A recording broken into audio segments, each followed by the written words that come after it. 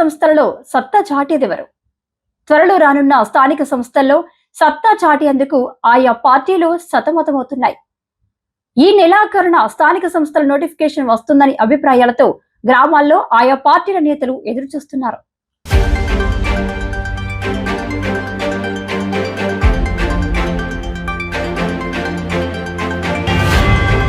కాంగ్రెస్ ప్రభుత్వం అధికారంలోకి వచ్చినప్పటి నుంచి ప్రజా సంక్షేమం పేరుతో ముందుకు సాగుతుంది.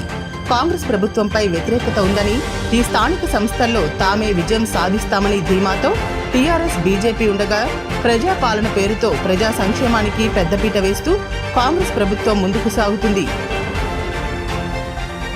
అందులో భాగంగానే ఇందిరమ్మ ఇండ్లు, రేషన్ కార్డులు, యువతకు రాజు, యువ వికాసంతో పాటు రైతుల ఖాతాల్లో రైతు బంధు జమ చేస్తున్నారు.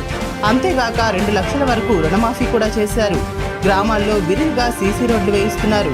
మరోపక్క ముఖ్యమంత్రి రేవంత్ రెడ్డి ఎప్పటికప్పుడు మంత్రులు, ఎమ్మెల్యేలు, ఎమ్మెల్సీలు, జిల్లా పార్టీ అధ్యక్షులతో పాటు ఆయా కార్పొరేషన్ చైర్మన్తో సమావేశమై స్థానిక సంస్థల్లో సత్తా చాటాలని దిశానిర్దేశం చేస్తున్నారు. టీఆర్ఎస్ మాత్రం కాంగ్రెస్ ప్రభుత్వం 18 నెలల్లో ప్రజా సంక్షేమాన్ని పూర్తిగా వదిలిపెట్టిందని, ప్రజలు తమ వైపే ఉన్నారని విశ్వసిస్తుంది.